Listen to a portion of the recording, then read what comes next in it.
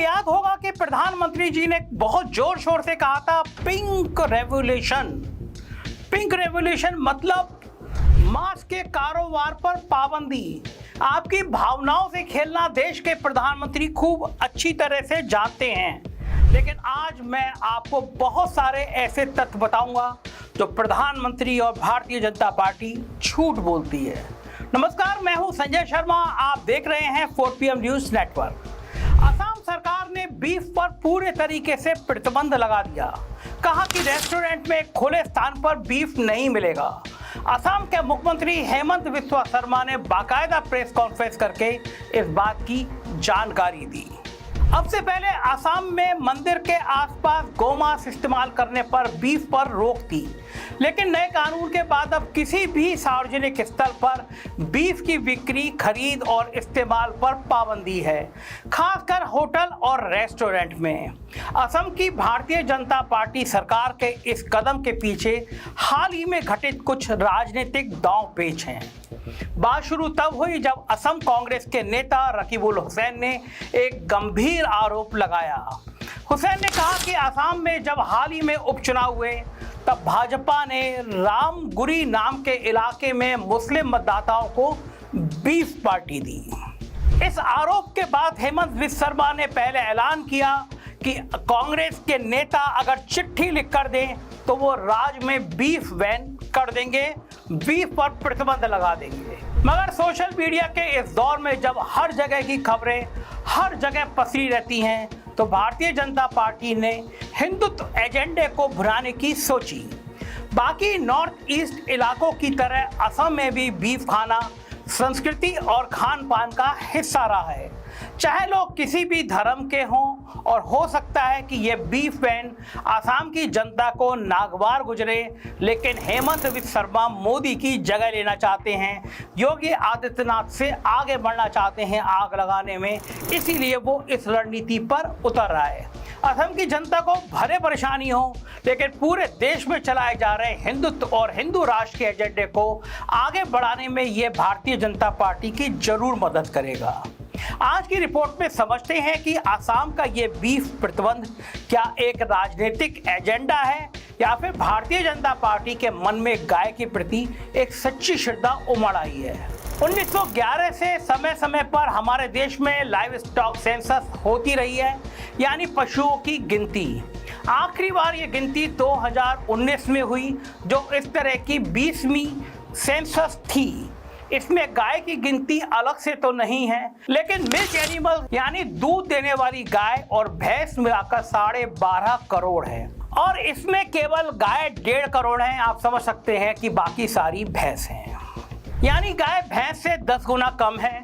लेकिन हमारा देश दुनिया का सबसे बड़ा दूध उत्पादक है।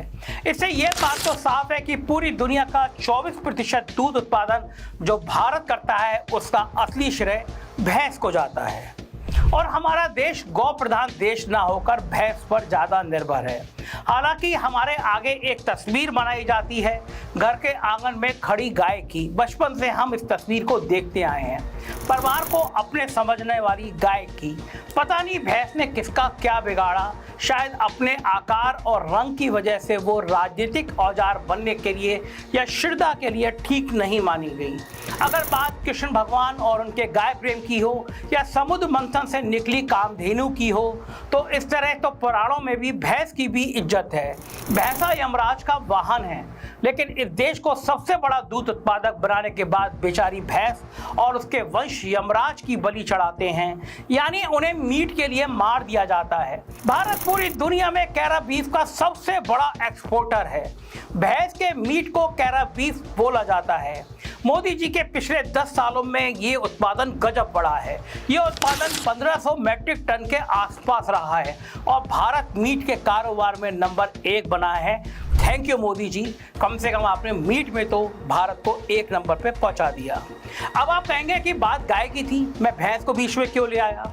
मैं इसलिए ले आया कि जिस हिंदू धर्म और संस्कृति के ध्वजवाहक मोदी बनने की कोशिश कर रहे हैं, उस हिंदू धर्म में तो अहिंसा और सभी पशुओं के लिए प्रेम का पाठ है। इसलिए हिंदू धर्म को ज़्यादातर शाकाहारी होने से भी जोड़ा जाता है। लेकिन हर दूसरे दिन हिंदू धर्म को खतरे में बताने वाले कुछ हिंदू नेताओं को सबसे बड़ा मीट एक्सपोर्टर होने में कोई दिक्कत नहीं है। ये बात दीगर है कि कई भाजपा नेताओं ने मेरे साथ बैठ के भी मीट खाया है। मजे की बात देखिए, इस लाखों किलो मीट के एक्सपोर्ट का 64%, जी हाँ 64% केवल योगी जी के और हमारे उत्तर प्रदेश से जाता है।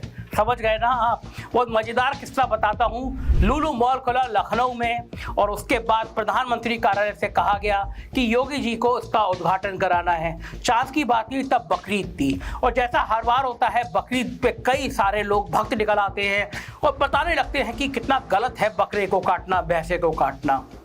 उसी दिन योगी आदित्यनाथ लुलु मॉल के मालिक के साथ एक गाड़ी में बैठकर शोरूम को घूमते हुए, लुलु मॉल को घूमते हुए नजर आए।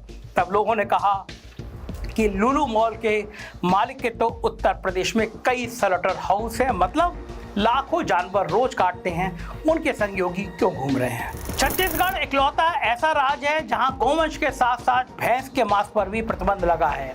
अब वापस गाय पर आते हैं। आधिकारिक तौर पर हमारे देश से केवल भैंस का मीट यानी केरा बीफ ही एक्सपोर्ट हो सकता है। अपने देश से गौ मांस के एक्सपोर्ट की इजाजत नहीं है और इस बात का क्रेडिट मोदी और भारतीय जनता पार्टी को नहीं जाता है। 2012 में देश में कांग्रेस की सरकार थी, तब ministry of commerce and industry ने गौ मांस के एक्सपोर्ट पर पूरी तरह से प्रतिबंध लगा दिया था। यानी कांग्रेस ने गौ मांस के मीट के कारोबार पर प्रतिबंध लगाया था।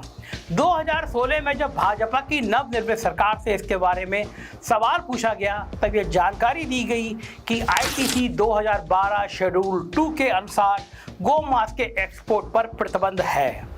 मतलब भाजपा के अलावा कांग्रेस जैसी दूसरी पार्टियां भी हैं जो हिंदुओं के गौ प्रेम को समझती हैं, वह भाजपा की तरह ढोल नहीं पीटती हैं। गोमांस के एक्सपोर्ट पर भले प्रतिबंध लगा हो, लेकिन मोदी सरकार से ये फिर भी नहीं रुक रहा। 2018 की भी खबर देखिए, भैंस के मीट की आड़ में 1011 टन गोमांस जिसकी कीमत 16 करोड़ रुपए थी, उसे देश से बाहर भेजा जा रहा था। बिहार, कर्नाटक, महाराष्ट्र, तेलंगाना और झारखंड में उस दौरान 2 महीने में 9 FIR हुई। वैसे तो कुछ भी एक्सपोर्ट करने के देश की सीमाओं से बाहर जाना होता है, जिसकी जिम्मेदारी केंद्र सरकार की होती है। 2018 में मोदी सरकार ही केंद्र में थी और साथ ही महाराष्ट्र में भी भारतीय जनता पार्टी की सरकार थी और बिहार में भाजपा गठबंधन की सरकार चला रही थी। और ऐसा भी नहीं है कि इस तरह की घटना 2018 के बाद ना हुई हो। पिछले महीने 17 नवंबर को पुलिस ने ग्रेटर नोएडा के एक कोल्ड स्टोरेज में ट्रक को पकड़ा। इसमें बंगाल से लाया गया 153 टन गौमांस गैर कानूनी एक्सपोर्ट के लिए रखा हुआ था। कोल्ड स्टोरेज मालिक का नाम है पूरन जोशी, यानी पंडित जी गौमांस की तस्करी कर रहे थे। डायरेक्टर हैं खुसरुद्दीन नबी, मैनेजर हैं अक्षय सक्सेना, ट्रक ड्राइवर शिवशंकर और हेल्पर सचिन कुमार, यानी सिर्फ एक मुस्लिम, बाकी सारे हिंदू गौमांस की तस्करी कर रहे थे। अब यही मुजरिम अगर 4 हिंदू और 1 मुस्लिम की बजाय केवल मुस्लिम होते तो अब तक भाजपा की व्हाट्सएप यूनिवर्सिटी इसे देश भर में फैला देती, ना जाने कितनी जगह तनाव हो जाता। लेकिन ये खबर कब आई और कब गई पता ही नहीं चला। अब चूंकि उत्तर प्रदेश में सबसे ज़्यादा पशु हैं, तो यहीं पर सबसे ज़्यादा कसाई घर और मीट का व्यापार भी है और इस मीट के धंधे में गौमांस मिलने की खबरें मिलती ही रहेंगी। ऐसा ना हो उसके लिए क्या ठोस कदम भाजपा सरकार उठा रही है, ये पता चला आपको, दिखा आपको। लखनऊ के पास में, उन्नाव के पास बहुत बड़ी संख्या में अवैध स्लॉटर हाउस चल रहे हैं, किसी को नहीं दिखता। हाँ, दिखाने के लिए बहुत कुछ हो रहा है। 2015 में हरियाणा की भाजपा सरकार ने गौ रक्षा कानून बनाया। 2 साल के अंदर ताबड़तोड़ 800 केस पुलिस ने फाइल कर दिए। 2019 तक आते आते सोचिए कितने मुकदमों में सजा हुई? 0। जी हाँ, 0, क्योंकि अफवाहों के आधार पर कमजोर मुकदमे कोर्ट में साबित नहीं हो पाए।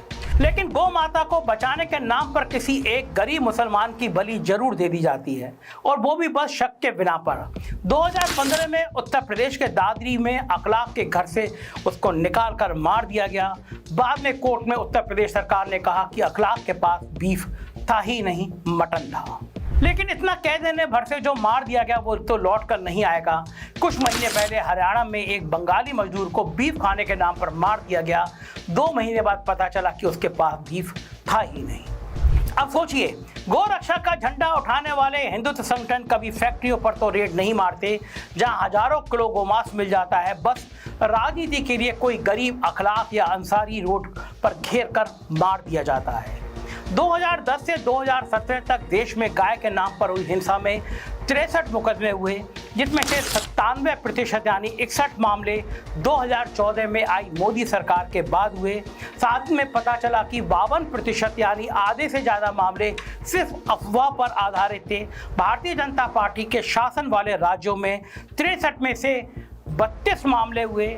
इन सब मामलों में हमलों में मरने वाले 28 लोगों में 24 मुसलमान थे। हरियाणा का नूंह जिला मुस्लिम बहुल इलाका है। 2022 में गोरक्षा कानून के तहत यहाँ 69 केसों में फैसला आया, जिसमें से केवल 4 में सजा हुई। 65 मुकदमों में लोग बरी हुए। कोर्ट को यहाँ तक लिखना पड़ा कि किसी का सिर्फ मुसलमान होना उसे गौ तस्कर नहीं बना देता। इन सब आंकड़ों से ये तो साफ है कि गाय कम बचाई जा रही हैं, राजनीति ज़्यादा हो रही है। अब जिन गायों को बचा भी लिया जाता है वो किस हाल में है, कहाँ है, उसकी बात कर लेते हैं। हिंदू धर्म में गौशाला का खास महत्व है। जो गाय बूढ़ी हो जाती हैं, जो बछड़े या बैल खेत के काम के नहीं रहते, उन्हें गौशाला में रखने की संस्कृति है, जहां आखिरी दम तक उसकी सेवा हो सके। लेकिन हो क्या रहा है, जानकर हैरान हो जाएंगे। देश की सबसे बड़ी एनिमल राइट्स एक्टिविस्ट और भाजपा के नेता मेनका गांधी ने क्या कहा, जरा देख लीजिए। सबसे बड़े जो यहाँ देश के धोखेबाज है वो है इस्कॉन। वो रखते हैं गौशाले और सरकार से दुनिया भर के उनको फायदा मिलता है गौशाले चलाने के लिए, बड़े बड़े जमीनें मिलते हैं, सब कुछ। मैं अभी उनके आनंदपुर गौशाला में गई, एक भी सूखी गाय नहीं, पूरे के पूरे डेयरीज हैं, एक भी बछड़ा नहीं है। इसका मतलब सब बेचे गए। ISKCON is selling all its cows to the butchers. जितना ये करते हैं और कोई नहीं करता। और ये वाले तो है जो सड़क पर जाकर के हरे राम हरे कृष्णा करते हैं, हाँ, और कहते हैं दूध दूध दूध दूध पर उनकी पूरी जीवन है। जितने उन्होंने कसाईयों को बेचा है शायद ही किसी और ने बेचा। इस्कॉन ने मेनका गांधी की बात को बिल्कुल नकार दिया, साथ ही 100 करोड़ रुपए की मानहानि का दावा भी कर दिया। मगर अनंतपुर की गौशाला में कोई बछड़ा या सूखी गाय क्यों नहीं थी? हो सकता है मेनका गांधी गलत कह रही हो या फिर इस्कॉन इसका जवाब कोर्ट में दे, वो फैसला कोर्ट करेगा। लेकिन मेरा मकसद इस्कॉन की बात करना नहीं है, गाय और गौशाला की बात है। हमने लखनऊ में कई रिपोर्ट्स दिखाई, हमारे रिपोर्टर क्षितिज कांत ने दिखाया कि गौशाला के अंदर गायों का कितना बुरा हाल है। आप सावन के महीने में उत्तर भारत में सड़क पर निकल जाइए, खासकर पश्चिमी उत्तर प्रदेश और हरियाणा में आपको जगह जगह पर गौशाला के घी का घेवर बेचने वाली सैकड़ों दुकानें दिख जाएंगी। घेवर की ये बिक्री सिर्फ सावन के महीने में ही 10 रुपये दुकानों से दिखेगी।